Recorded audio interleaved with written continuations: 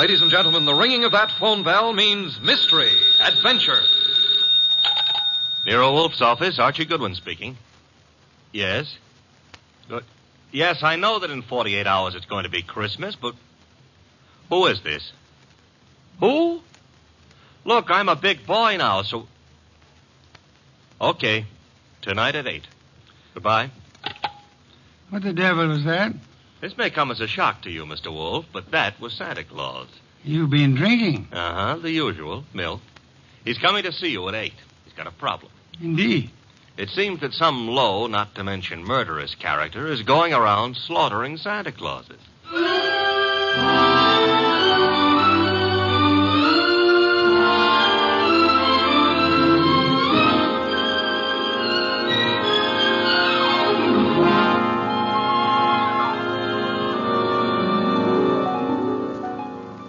Ladies and gentlemen, it's the bulkiest, balkiest, smartest, and most unpredictable detective in the world. That chair-born genius, Nero Wolfe. Created by Rex Stott and brought to you in a new series of adventures over this NBC network in the person of Mr. Sydney Greenstreet.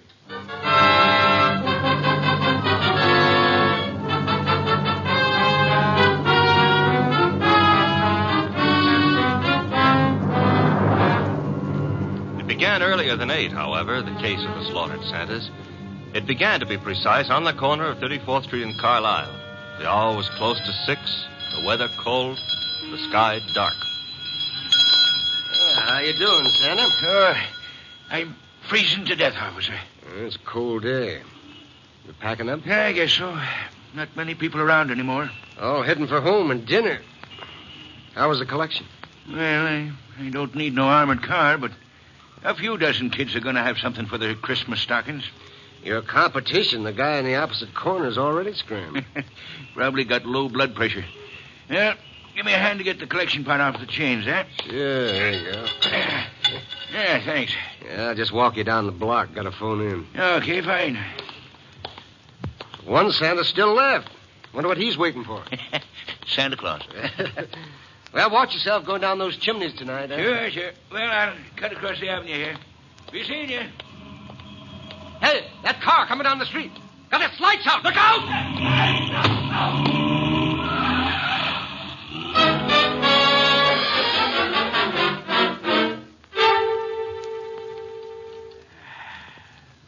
Hey, Peg. Huh?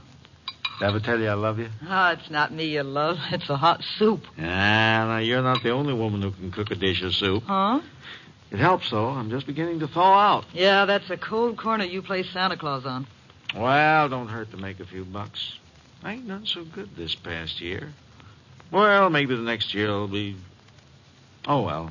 Besides, I kind of like it, you know. Kids asking questions all day long. Yeah. You know, I wonder how they figure the other two Santas at the intersection. Kids think of only one thing at a time. More soup? Sure, Peg. You know, one of them other Santas got hit by a car tonight. Oh? Yeah, he packed up a few minutes before I did, started crossing the avenue, and bang! Hit-and-run driver. Oh, gosh, that's too bad. Was he hurt? Yes, he was killed. Here's your soup. Oh, with traffic the way it is nowadays. Well, I better take a look at the stew. Somebody at the door. I'll get it, Peg. Okay. Yeah, what? Oh! Mike!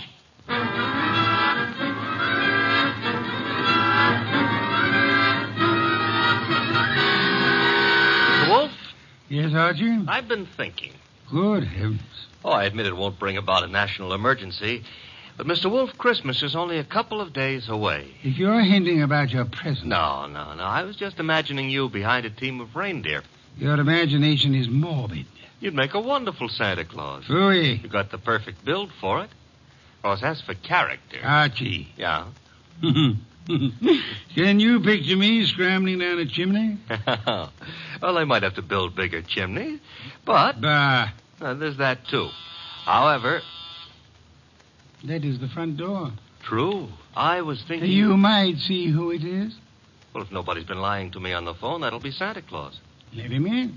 But I haven't decided what I want for Christmas yet, Mr. Wolfe. For example, should she be blonde or brunette, tall or short? Archie. On my way. Good evening. I dislike dawdling on anyone's doorstep. Well, stop dawdling. Come in, please. Mr. Wolfe has been warned of my arrival. He has. Through here. Mr. Wolfe, this is Santa Claus? My name is Barton, John Barton. How do you do, sir? I have no time for the social graces, Mr. Wolfe. I'm about to be murdered. Hardly in my house. I have objections. I'm a frightened man, Mr. Wolfe. Indeed. This costume you see me in is responsible for it all. Why are you in it? I had a notion it might be, well, entertaining to play Santa Claus in public. I'm a wealthy man, sir. I can afford to have whims. Therefore, I have assumed this masquerade. However, it apparently is going to be the death of me. Mr. Barton, you have adequately conveyed an atmosphere and an emotion. I suggest you concentrate on facts now. Very well. I have been acting as Santa Claus for the Tuberculosis Fund. My station is the corner of 34th Street and Carlisle Avenue. I might add the northeast corner. Why? Because at that intersection there have been two other Santa Clauses. One on the southeast corner and one on the southwest corner. 3 Santa Clauses, then, on 3 corners. Yes. Now then, earlier tonight, the man on the southwest corner started home. He was crossing the avenue when he was run down and killed by an automobile. A regrettable accident. The car was running without lights. It deliberately ran the fellow down and then vanished. Not an accident, Mr. Wolfe. You saw this yourself? I did. 1 Santa Claus dead. The man on the southeast corner got home all right. According to the radio news flash, that's where he was killed by bullets. Coincidence? Possibly, but I wouldn't want to risk my life on the chance. This is Friday night. In the nature of things, you would have made 2 more appearances. Very well, Mr. Barton. I'll write you a check as a retainer, then hurry along home. I'm late now. No. I beg your pardon. You will neither hurry home nor notify anyone at your home of your whereabouts. But you will remain here until such time as I think it's safe for you to leave. The house is well guarded. I can't do that. In which case, I cannot accept you as a client. I fail to understand. Mr. Barton, it is very easy to murder someone. Avoiding the consequences of such an action is something else again. However, I'm assuming that you're not primarily interested in what happens to your murderer after you're dead. Of course not. Therefore, you will remain here. Archie? Yep. First, the corner of 34th and Carlisle, a complete report. But that's nonsense. The corner will be deserted now. Mr. Barton, you're hiring my intelligence. You therefore permit me to use it as I see fit. A complete report, Archie? Right, sir. You will then visit Inspector Cramer at headquarters. You will, in whatever manner you find effective, collect all the police information about the 2 already murdered Santas. Fine. The manner, I think, will be applying a blowtorch to the inspector's toes. Your levity is ill-timed. The inspector is likely to throw me out of my ear. Your problem. My ear? And on your way home, you might stop in at Mr. Barton's place. I don't see any purpose in that. Mr. Barton, there is a basic problem to which we must find an answer. Whether those 2 men were murdered because they were Santa Clauses or because their deaths were merely preliminaries to yours. Archie, I suggest haste. Yes, sir. And avoid blondes. I would like you to be home in time for Christmas.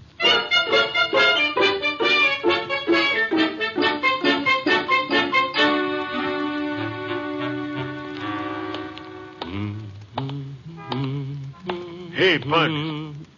Yeah? Got the price of a cup of coffee? You sure you mean coffee? Either you're gonna dig it up or you ain't. Never mind the questions about my personal affairs, see? Oh, I apologize. Here. 2 bits. Thanks. You're welcome. Don't let me keep you. You're not. 34th and Carlisle, huh? During the day filled with milling throngs. Hey, that's a nice phrase. I'll have to remember it. Milling throngs. And now desolate and deserted. Well, that's life. Is that a fact? That's philosophy. Yeah? Well, for 2 bits, I don't have to listen to no philosopher, see? Good night, Bud.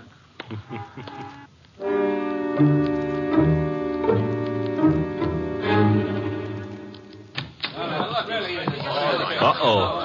The inspector's got company. If all you reporters will shut up and ask your questions one by one, I'll answer them. Inspector Cramer, it's true a couple of Santa Clauses have been knocked off tonight?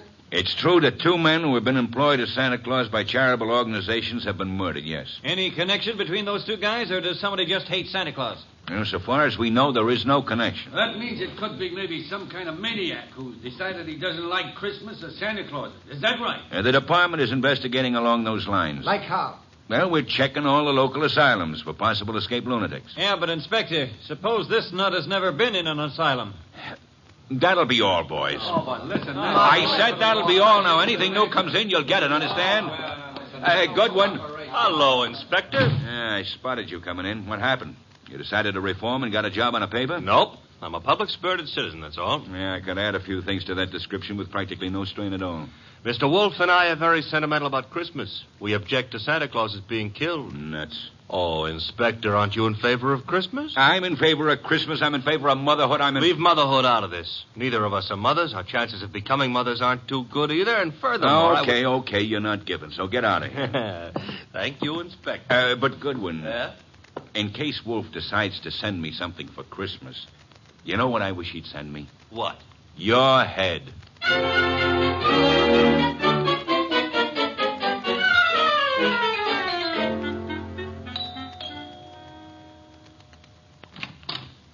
Well, Oh. now I know what I want for Christmas. What did you say? I said my name is Goodwin and it's cold on your doorstep. Oh, I'm sorry. Come in. Mm-hmm. You didn't mention your name. I'm Laura Barton. Mrs. Laura Barton? No, Fine. That is, what relation are you to John Barton? his niece. Why do you ask? Oh, you've got a beautiful voice. All this marble and no butler? Well, I don't know where Pleasant is. He should be here. Have him shot at sunrise. Oh, Laura. Wayne, this is Mr. Goodwin. I never heard of him. What does he want? Well, I don't know. Wayne what? Stevens? Uh-huh. Friend of Mr. Barton? Half-brother, but we seem to be doing all the answering. How about your answering some questions, Goodwin? I'll try. Come into the library.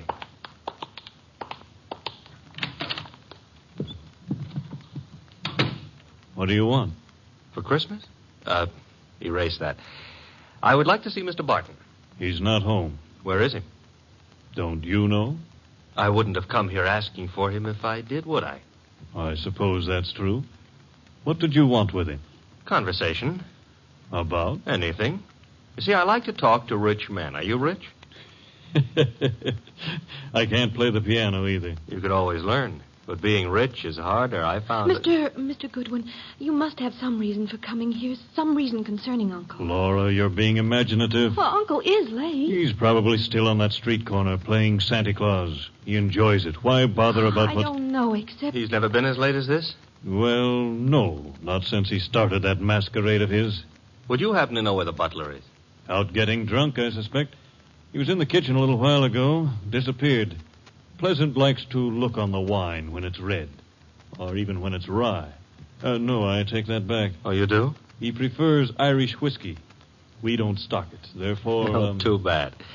I better run along. Good night, Mr. Stevens. Miss Barton. Good night. I'll see you out.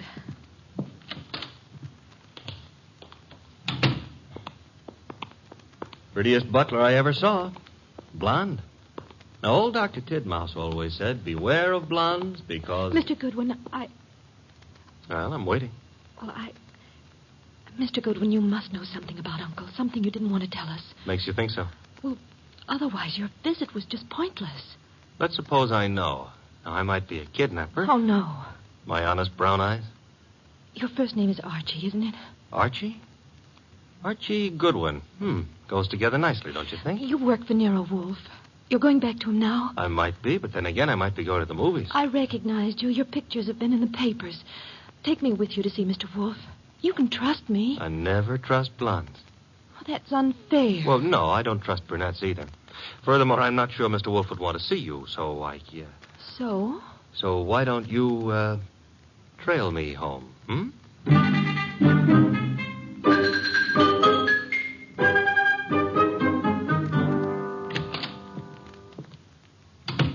Is that you, Archie? Archie?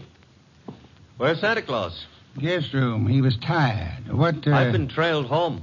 Indeed? By a blonde. Phooey. All right, I admit I didn't make any strenuous effort to shake her off, but she trailed... Where is she? Outside. Good. Your report. Oh, but she might freeze to death out there. That's her problem. Your report, Archie. It's short and simple. It would be simple. I haven't got time to resent that. A blonde is dying. As for the report, corner of 34th and Carlisle is a very quiet spot at night. No one was around but a bum who got into me for a quarter. For coffee, he said. You will not put that quarter on the expense account. Stop worrying. That was a private gesture. There were 4 corners. Corner number 1 had a dress shop on it. Corner number 2, a drugstore with a beautiful redhead in the window making with a hair rinse. The ad said her name was Noreen, but it didn't give her phone number. Gee. 3rd corner was devoted to a shoe store, and the 4th corner had a bank on it. A bank? Kind of thought we'd have a pause at that point. Mean something? Inspector Cramer's information consisted of... Oh, you're being coy. Cramer furnished the information the police could find no connection between the 2 murdered Santas. Except for the fact that they were both playing Santa Claus. Well, isn't that a little on the obvious side? This is an obvious case. The Barton home, Archie. Marble and old lace. The butler, his name is Pleasant, was among those missing. Among those present, Laura Barton, the old man's niece, and Wayne Stevens, his half-brother. Ah. Yeah, only for Laura. Stevens was not at all pretty. It was Laura Barton who followed you here. It was Laura. Archie, go upstairs and... Oh, now, wait a minute. The girl, the weather, common humanity demands that you have... Ploy. You speak for yourself, not humanity. I'm human. On occasion, a debatable point. Very well. Let her in. Oh, thanks. Laura. Yes? Come in. Laura Barton, Mr. Wolfe. How do you do? How much money do you inherit on the death of your uncle? What? That is known as the shock treatment. However, I need an answer. Uncle isn't dead, is he? That, for the moment, is irrelevant. How much? Half his estate. The other half? Wayne, Uncle's half-brother. Very well. Archie, will you go upstairs and inform Mr. Barton that his niece is here? Uncle is here? On my way.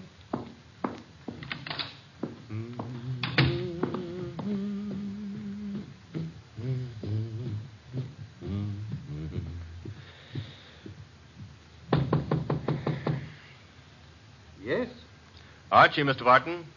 Come in. Mr. Wolfe would like you to come downstairs. I suppose he has a reason. Mm-hmm. A blonde reason, your niece. My niece? That's right. Hey, where'd you get that? A man of my wealth finds it safer to carry a revolver. Yeah, but it's not safe to point it at people, especially for the people. Turn around, Goodwin. But, Mr. Barton, we're protecting you. By letting that girl into the house, if I had the time, I'd be amused. As it is.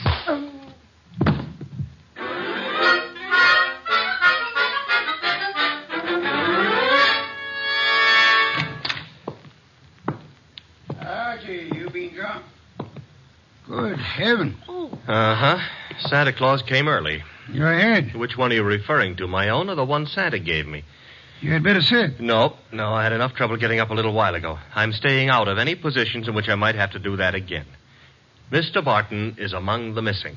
Indeed. Mm-hmm. Hit me on the head and used the back exit. I checked with Fritz in the kitchen on the way here. He offered a reason for his peculiar behavior? Laura Barton. So?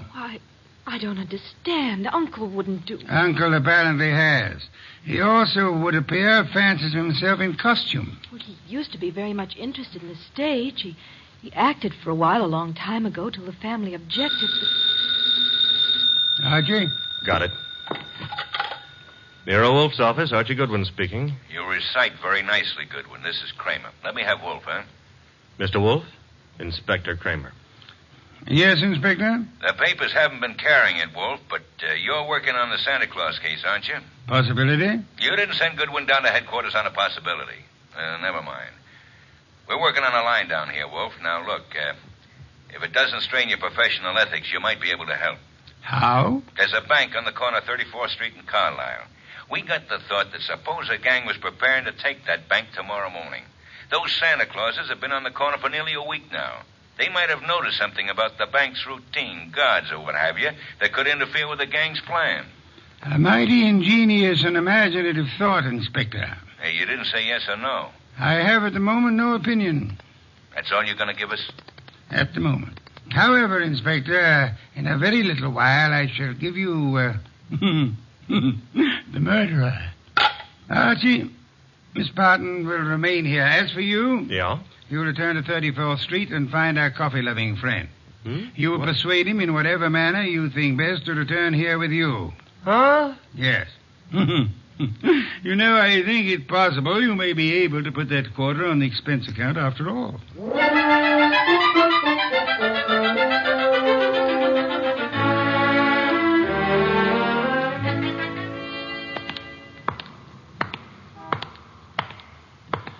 You. What? Oh, why? I've seen you before. Yeah, I've learned to love the neighborhood. That's why it's going to break my heart. What is? Leaving it with you. With... It's sensitive about having guns pulled on me tonight. Let go of me, will you? Not until I tell you that, McGill. Yeah. Will you? Gun looks in a lot better shape than you do. You're coming with me. Oh, where? Mr. Wolfe would like to see you. Nero Wolfe? Yeah. Well, why? He's trying to salvage a quarter.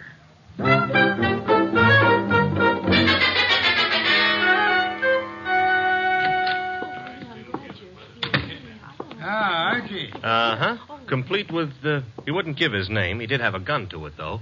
This one. Yes. Archie, you know Miss Barton, of course? Hi. And Mr. Stevens? He joined us a moment ago. Miss Barton thought she'd be happy if he were here. Hello, Stevens. That's not the only reason I came. My brother is still missing. I'm concerned. Yes. You, sir, will you sit down? Watching people stand makes me uncomfortable. I don't have to. You do. Archie is stronger than you are. All right. That's better. If you don't mind, Mr. Wolfe, I've never been here before, never met you. But you look as though you could handle things. I think my brother's been kidnapped. Possibility we shall have to consider. Miss Barton, perhaps you have a theory, too? Well, I don't know. Uncle's been behaving strangely for weeks now. What way? Oh, I'm not sure. Wayne, Well, of course, John's always been a little peculiar, but I'm afraid I saw nothing especially strange. Outside of this Santa Claus stunt, of course. I see. Miss Barton, your uncle played Santa Claus all week on one of the corners of 34th Street in Carlisle. I know. On two other corners, two other men indulged in the same activity. Those two other men are now dead. Oh, no. Well, wait. Mr. Wolfe, you mean they were killed by mistake? Fort Barton? It is true that one man made up as Santa Claus looks very much like any other man similarly costumed. But the answer is no. One of the two men was shot in his home after he had removed his costume. Well, then, what connection? Miss Barton, in the event that you wanted to hide a tree, where would you hide it? Hide a tree? Why, I wouldn't even begin to know. If you were very clever, you would hide it in a forest. If you wanted to hide a murder and were very clever, you would adopt the same principle. Wait. You mean that if someone wanted to kill Uncle and didn't want to be suspected, he'd... Go about murdering several people with an ostensible, if lunatic, reason. He would, let us say, go about killing Santa Clauses. I get it. Then people would think the man he really wanted dead for a special and private reason had been killed for something that didn't point to him. True. That was why two Santa Clauses were murdered tonight. The third Santa Claus, however, the real object of the murderer's attention, was luckier or suspicious. He fled. Do I have to hang around here and listen to all this? You do, my unwashed friend. Mr. Barton fled, and the murderer was in a quandary. He had, so to speak, invested in two murders merely to make the third one confusing. But he found himself unable to commit that third murder. He couldn't find his victim. Could he ask the police to do so? Hardly. But he might try to inveigle a private detective such as myself into the job. That makes sense, Mr. Wolfe, but why would my brother have deliberately fled from your house? I mean, he was protected here, so... What, do I make myself clear? Very clear, Mr. Stevens. Archie, that gun you took from the dirty gentleman, you still have it? I still have it. Then would you mind pointing it at Mr. Stevens here until the police remove him?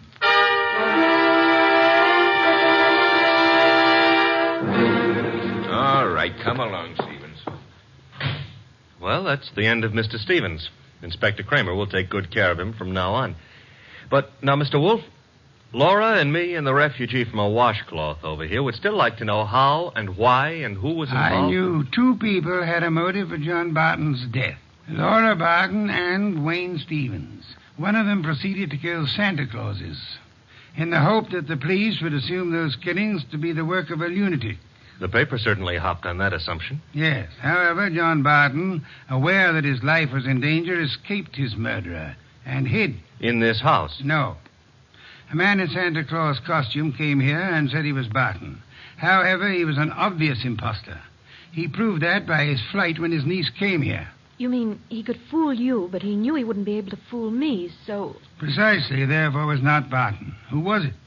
Who else had disappeared at the propitious moment? The butler, Pleasant. True. I distrust coincidence.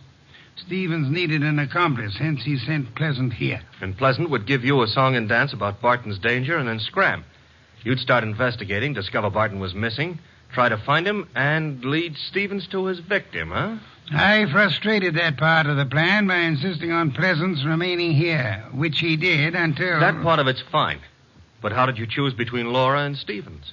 It was Stevens who knew, without being told, that Barton had been in this house and had fled from it. Yeah. You yourself mentioned that Stevens had only been here a moment, so you hadn't told him. Obviously, the butler phoned him as soon as he had hit you over the head and escaped. Furthermore, the butler masquerading as Barton had attempted to throw suspicion on Miss Barton. That convinced me of her innocence. Well, you've done it again, Mr. Wolfe, except for one minor detail. You're not very successful at irony, Archie. What minor detail? Where is Barton? In this house. Huh? When did that happen? When you arrived home, with the gentleman sitting near you. The bum? Wait a minute. This I ought to be able to figure out myself. Laura said Barton used to be an actor. That's item one, huh? Yes, Archie. Also, why is a supposed tramp hanging around a deserted intersection for handouts? The answer is he wasn't. He was keeping an eye out for trouble he knew was after him. Oh, so it turns out I gave a quarter to a millionaire. Uncle, your uncle. Oh, that is... I know, my dear. Yes, I'm Uncle. I did a rather decent job, didn't I? No one recognized me. Except, of course, you, Mr. Wolfe. Not recognition, Mr. Barton. Logic. Archie, open some beer for us. Yes, sir. Logic, eh? Well, whatever it was, Mr. Wolfe, I owe you a good deal. How can I ever repay you? Oddly enough, the answer is simplicity itself. Make out a check.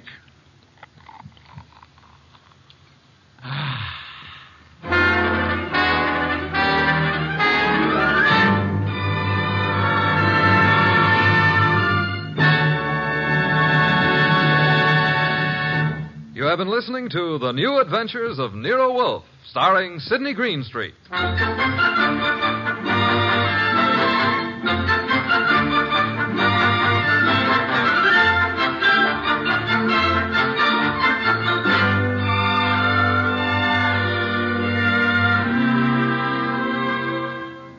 Tonight's transcribed story was based on the characters created by Rex Stout. This is an Edwin Fadiman program produced and directed by J. Donald Wilson. In the cast were Larry Dobkin as Archie Goodwin, and Howard McNear, Grace Lennard, Vic Rodman, Herbert Butterfield, Bill Johnstone, Gene Bates, and Bob Bruce. Next week at this same time, Nero Wolfe and Archie will bring you The Case of the Bashful Body. Don Stanley speaking. 3 chimes mean good times on NBC.